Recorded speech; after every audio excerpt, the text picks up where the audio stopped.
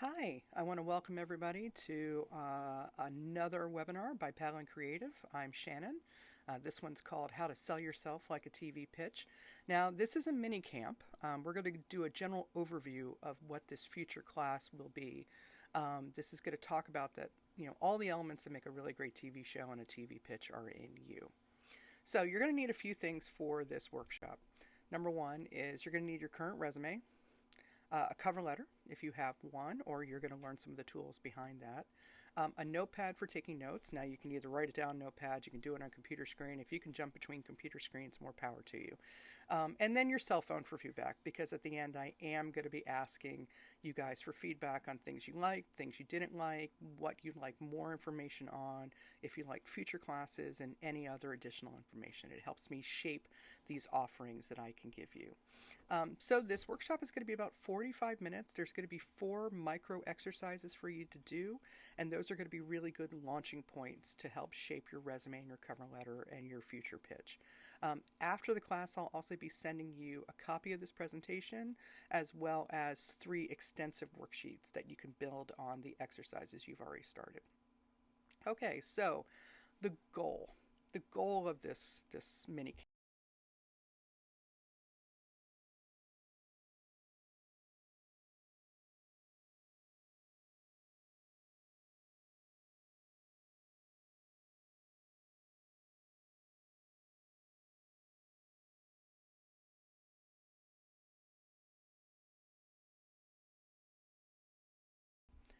The television industry is under threat. Right now, there's estimates that anywhere between 40 to 60% of television workers are unemployed. And I know in my genre, unscripted and nonfiction, it's on the higher side. So more and more of us are either out of work or underemployed, or maybe looking to transition out of the television world. And we have skill sets for other careers, for other industries. We just have to know about how to talk about it and how to sell ourselves. So, why me? Why am I doing this? Well, as some of you know, I have worked in television for over 20 plus years, and I started my career as an editor and logging and doing cut downs, and then I became a predator and then a producer, and I worked my way up to a supervising producer, and then I made a leap into development, and I worked in a development department at National Geographic on the channel side, and then I worked at Red Rock Films running their development department for over a decade. So I've seen a lot. I've seen a lot of how this business works and the different roles in this business. But if you follow me on LinkedIn, or you know me, this is actually my second career. Television was the second industry I was in. So in my 20s, I was first a talent agent and then the regional manager in Chicago of a company called Aquint. And Aquint is a staffing firm for high-end professionals, creative, technical, a variety of businesses. And the division I started in Chicago was called Portfolio. And I represented and helped find work for copywriters, art directors, graphic designers, illustrators, video producers, etc., for a wide range of clients, including advertising agencies like Facona Belding and Ogilvy and Mather, big corporations like Ameritech and Motorola, and other places. So I work to help people find jobs, and I really enjoyed it. I really enjoy helping people shape their careers and mentoring them and finding something that makes them happy. So I thought I'd take those skill sets and see if I can kind of assist and help you guys as well. Okay, so we're going to break this class down into 2 parts. First part is we're going to talk about how you come up with a television pitch. And the second part is we're going to talk about you, how to make you the pitch. Now, for those of you who are in development, this is probably going to seem a little redundant at times. You're going to know, but it is surprising in the number of people who are in TV who maybe work as producers or showrunners or editors or shooters or whatnot, who don't really understand how a pitch is put together. So if you've been through this, bear with me. There is a method to the madness. So let's begin with a TV show. So I want you to think about a TV show you really like. Just imagine that TV show and imagine how they pitched it. So when you put together a pitch, there's some key things you have to think about and structure. first thing is you need to identify its key points. So, you're telling a story. It doesn't matter if it's a cooking show or if it's True Detective. You're putting together a story. So you have to identify those key story plot points. And then in that story, you have to identify where the twists and turns or the unexpected reveals, because anything that's just a monotone is just flat. That's not going to pull people in.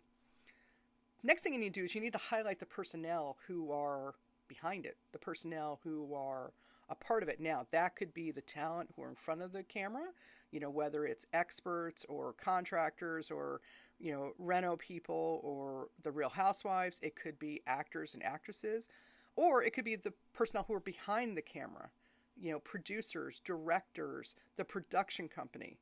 That's a huge part of the pitch that you're putting together. And then you need to think about the audience you're shaping that pitch for. And I say this because if you're looking for a buyer, the audience for a Lifetime show is not the same as an audience for a history show. And this goes the same with motion pictures too. I don't think when they were doing the development campaign, the marketing campaign for Wicked, they were saying, we're going to go right after those barstool guys. Those are the ones who are going to go see Wicked. No, they identify an audience. And that's part of what you do in a pitch, is you identify that.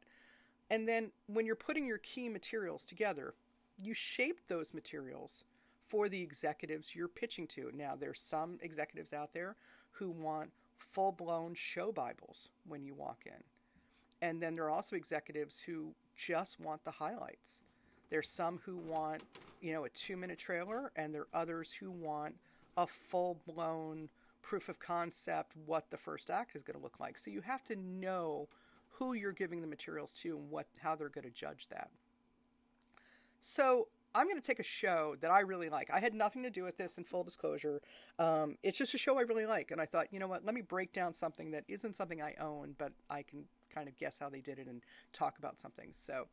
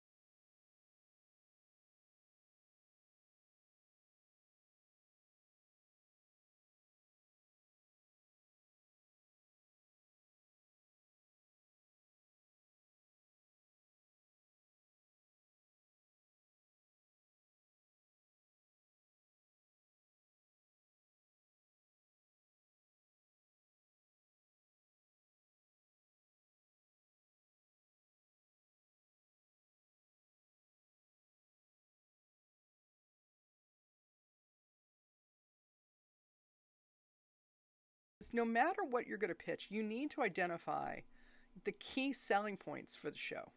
These are words and phrases that make the show special, that make them must watch. So the first thing that is the most important thing of any show that you're developing, you're selling, is the story. That's it. What's the story? And you might say it might be talent, but even if you have the greatest talent, how many movies have you seen with Leonardo DiCaprio or Chris Hemsworth that are just junk? And it doesn't save the film. But you can have a great film and maybe Chris Hemsworth's okay, but you'll still like the film. So story is most important. I'm going to stand by that. So let's look at some of the story points for Hometown. The story points are, they work as a team to achieve their project's goals. The work they do is both exceptional and relatable to the viewer. And I want to talk about relatable to the viewer. What I mean by this is their work, I watch it and I go, wow, that is so good. And I can put that in my house. Some reno shows, they do something like, the kitchen island will sink down into the basement and disappear. That's not going to work in my townhome. That's just not feasible. But the work that Ben and Aaron do, I can see it. I can easily see it. They espouse a sense of community with their mission. And when this came out, it was a little unique because there was, I think, only one other show that had a real community focus. One other successful show, Extreme Home Makeover Charity Edition. I'm sorry, I don't remember the exact name. So that's part of their story points. It was a part of what was being sold and part of their narrative. And they also collaborated with other contractors, artisans, etc., in Laurel and around to achieve this goal. And another key story point is that it's conflict free. And a lot of renovation shows, you'll have conflict that's set up and there's kind of weird fights. I remember watching one where they had to apologize to the homeowner who they were renovating something because they had accidentally knocked out a retaining wall. And my first thought was, if you knock out a retaining wall, you need to lose your license because that's just basic 101 in terms of contracting. So that's a weird fight. They don't have this on the show. So it's relatively conflict free. And these are story points that I believe are very positive towards hometown success. Okay, so the second most important thing, getting back to Chris Hemsworth, is the talent. So let's analyze the talent on hometown, because there's three key things in the talent here. Number one is Ben. And look, Ben and Aaron, I'm not putting Ben first because Ben's more important than Aaron. It's just alphabetical, okay? So Ben's profession is he is a woodworker and renovator. He is a dedicated husband, dad, and friend. He's attractive, but not so attractive to be intimidated by him. And this is a joke that I used to talk about when I was in television, is that sometimes you want people in roles who are good looking, but not so good looking that they're intimidating. Like, I think that I love Charlize Theron, but I don't know if Charlize Theron would be taken seriously, even if she was the most incredible renovator at all times. And Charlize, if you're listening, if you are, that's great. I'd love to meet you. I'm a huge fan. So anyway, and he's a hometown boy. Okay, so he's local. That's part of it. So Erin, her profession is she's an artist, she's a renovator, and she's an interior designer. A dedicated wife, mom, and friend, the people she pulls in to help. She's attractive and approachable and a hometown girl. Yeah. And then the third talent on this is the production company. Now, the production company has a successful track record. They're respected. They're a respected collaborator with networks. They are award-winning, and they're leaders in the nonfiction industry. So with the story points and the talent, you have all these elements that come together to make a pitch. And one of the first things you do is you put together what's called a logline.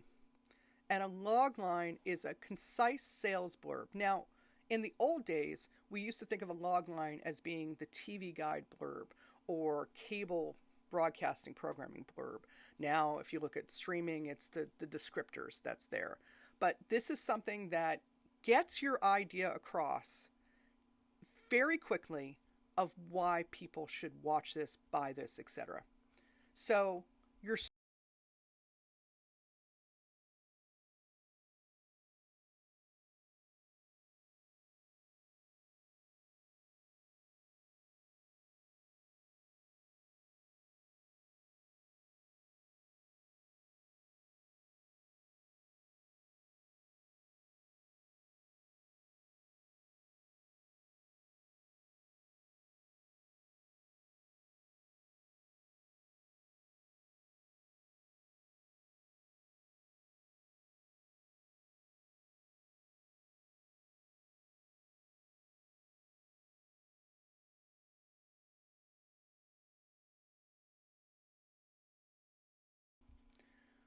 those are things that are also skill sets for careers, for the work that you do.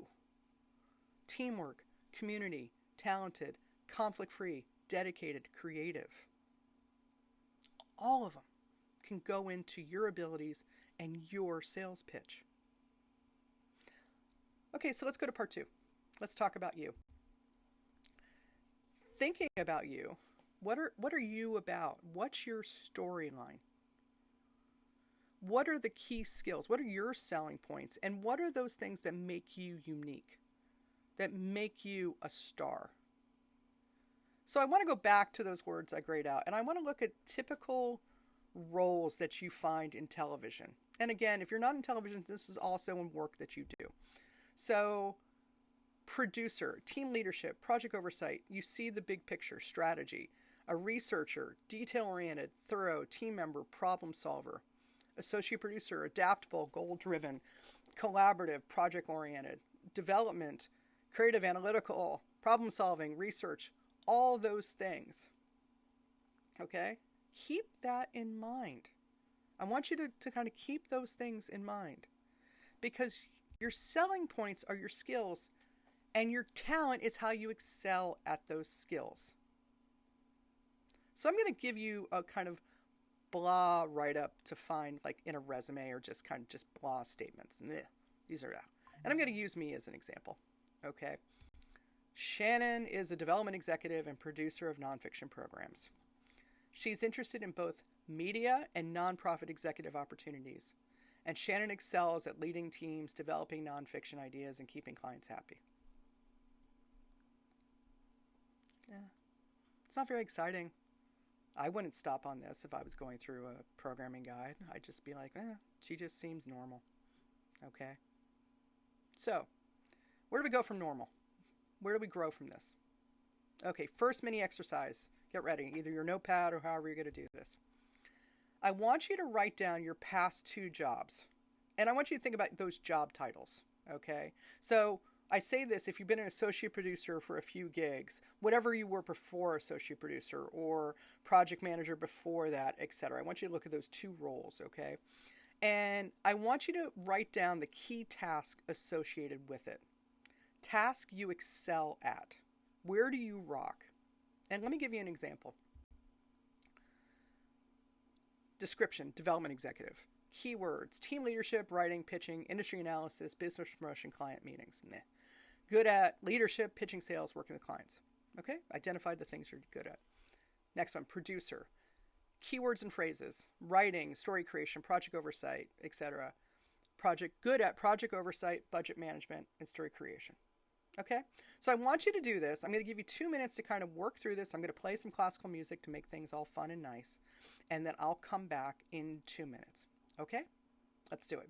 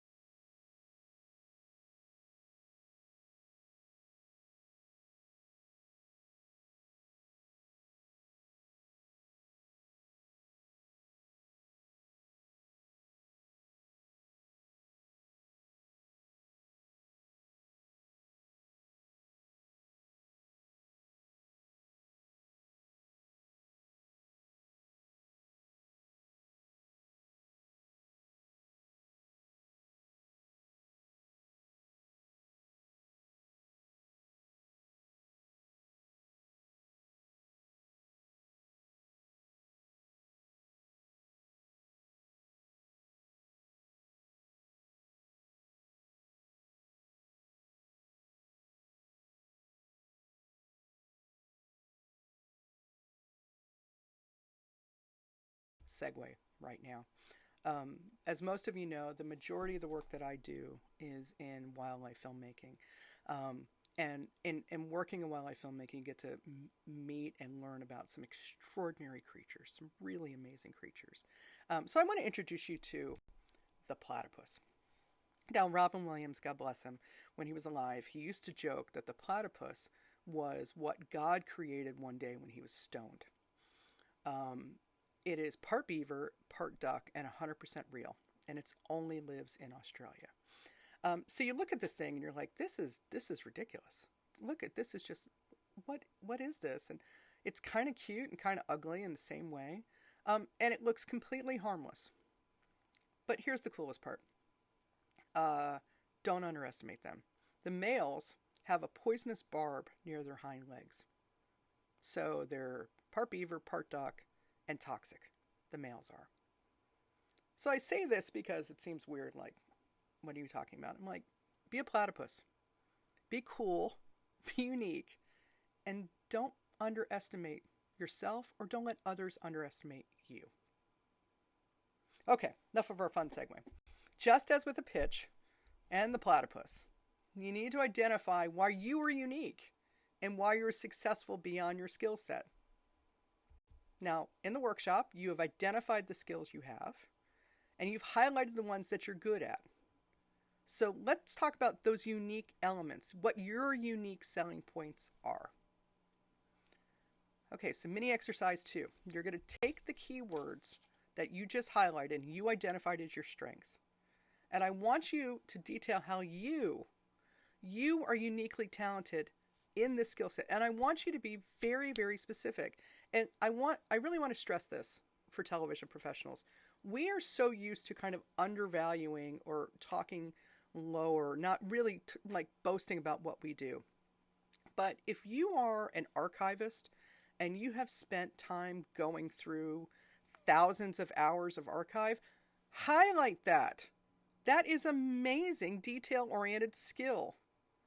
If you are a producer who's had things where a talent's gone berserk and you've had to find a solution at the last moment, that's problem solving. If you're an editor and you faced major technical problems, you've learned how to get through a conflict. Highlight those areas. Be specific as you can on those keywords that you highlighted. Okay? 2 minutes.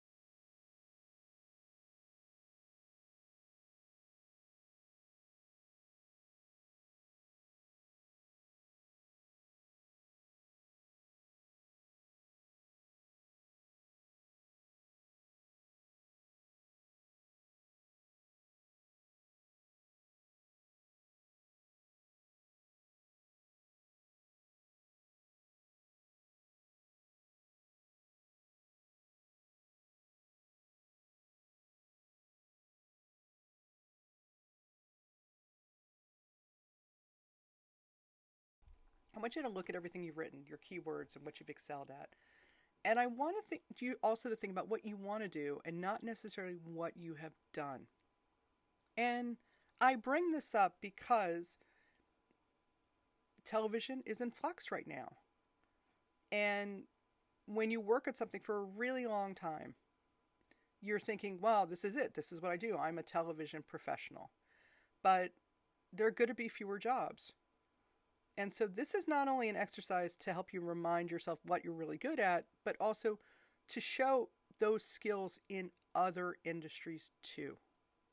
How they're applicable in other ways by focusing on what you're talented in. Right? Okay, so mini exercise 3. You're going to take what you've done, and I want you to have a little bit of fun with it. Think about yourself like a TV pitch. Come up with a show or series title for yourself. Okay? Think about what you're good at and what you're awesome at and what you excel at, and come up with a title that's going to really capture people's minds. It could be The Real Housewife of Blank. It could be Survivor Archivist. Something that you think is fun but also defines you. And then I want you to write a logline. Now remember, the logline comes from the story you're going to tell, as well as the talents and skills that you bring. So here's an example. The fully unapologetic Baroness. I don't know, I think Baroness is a funny word. Shannon is a problem solver. She can lead production teams to award-winning results. And through her likable badass approach, she will bring you success. Yeah. So you're like, oh, okay, this is what she is. This is what she's about. She's likable. She brings success. She leads. She's a problem solver. It's a different logline. Different way than that boring thing I wrote earlier. Okay, so 2 minutes again. We're going back to Vivaldi. Okay? Have a little bit of fun with it. And maybe afterwards you guys can share a few of your titles. Okay? Let's do it.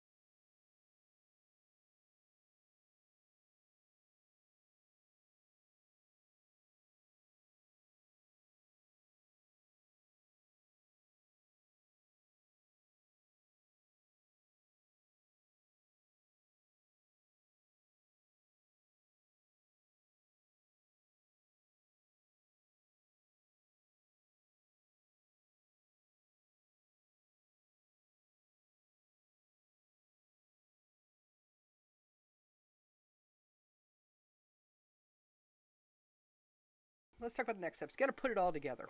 Everything we've been kind of doing is to lend towards helping you find your next job and define your sales pitch. You've identified your key strengths. You've identified your selling points and your unique talent. And you've figured out your logline. These are your pitch's key elements, just like you do for a TV show. And I want to stress something. It's important to promote your roles and skills. Roles apply to specific industries.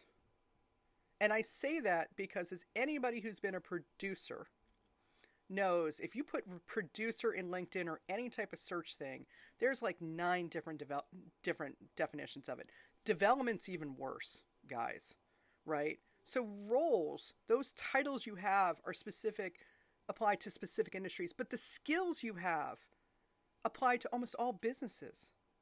So keep that in mind when you're looking for jobs. Think beyond the role. Embrace where your skills can take you.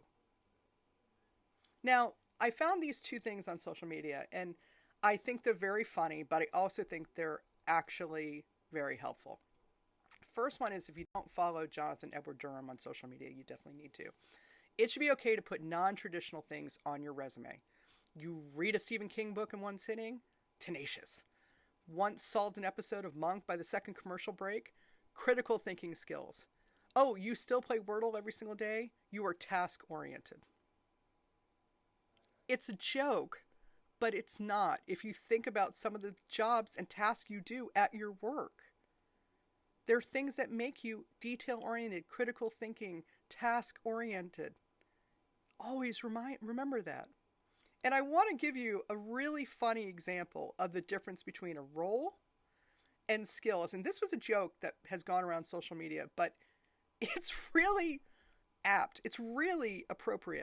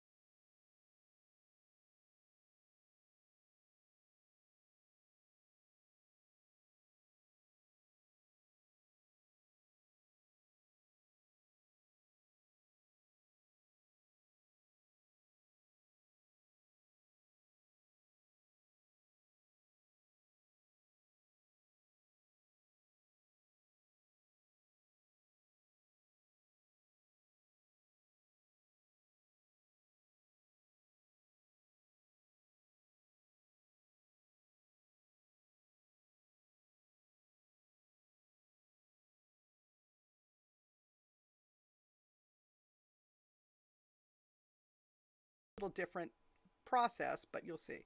One is your in-person sales pitch, networking, etc. Second is your cover letter, and third is your resume, credit list, CV, etc.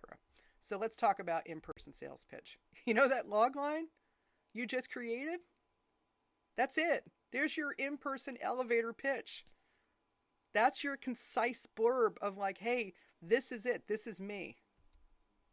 So exercise 4, it's our last mini exercise, is I want you to take that log line you wrote back there with that title, and I want you to do one or two versions of it, because remember, you're going to have to shape this to different audiences. Lifetime is not History Channel. So here's how I tweaked the previous one I wrote. Shannon is a leader, helping teams find award-winning success. If you're facing problems, Shannon brings solutions, all the while approaching her work with a likable badass mentality. There's no mention of television in there at all. There's no mention of production in there at all, development in there at all. But those are skills that are being promoted. Okay, so last exercise, I want you to take that log line and I want you to write one or two different versions of it. Just have fun. Make sure that's not just strictly stuck in television. Okay? 2 minutes. Let's do it.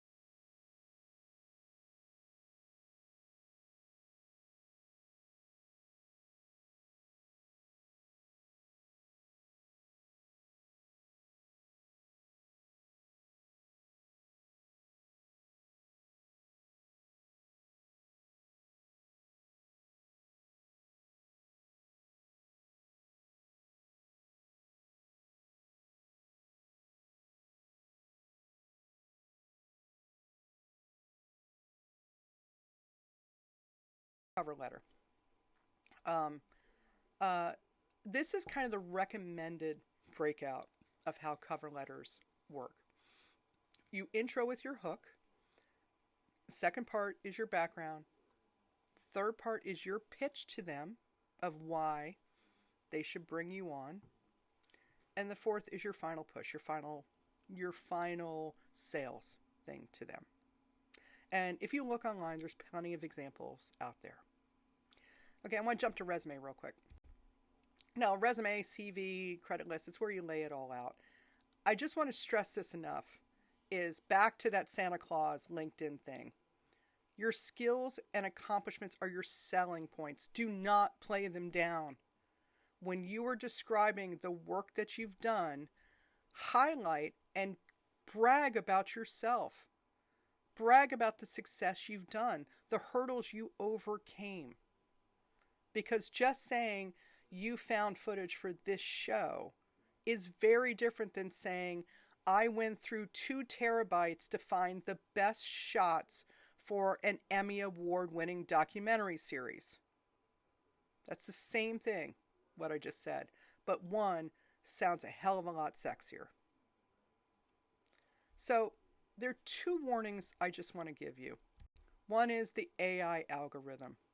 Now, there is controversy out there. There are some HR reps who swear that this doesn't exist, that resumes and cover letters and whatnot are not put through a filter to weed out people who are not applicable or not meeting whatever baseline they're saying. However, I do know that this is used in things like government grant sorting where they look for certain keywords or certain elements. So I just want to say this. You have to trick the matrix. If you're applying for a job, use the keywords from the job posting in your cover letter and resume. So if it says they're looking for someone who's task-oriented, can lead teams, can oversee multiple projects, make sure you put those phrases in both your cover letter and resume. Okay? Whether it's real or not, hopefully this will help. And the second thing gets back to a point I brought up earlier, is you need to cater to your audience. Just like a TV pitch, you have to identify who's going to be looking at this. So a project leader at an ad agency is not going to be the same one in a corporation.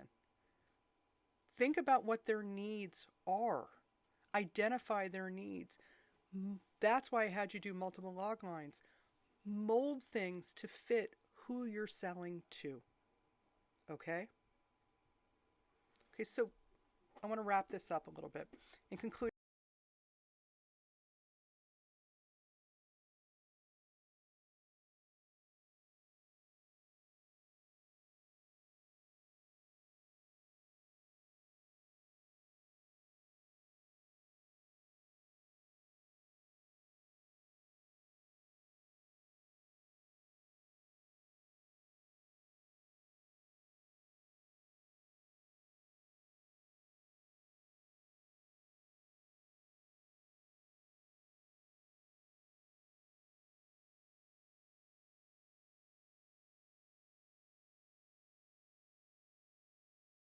this is for you.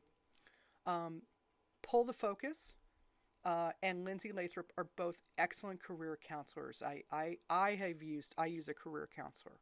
It's always good to have someone who's there who has your back, who can look at you from a different perspective and say, hey, I got you. Maybe you should look at this.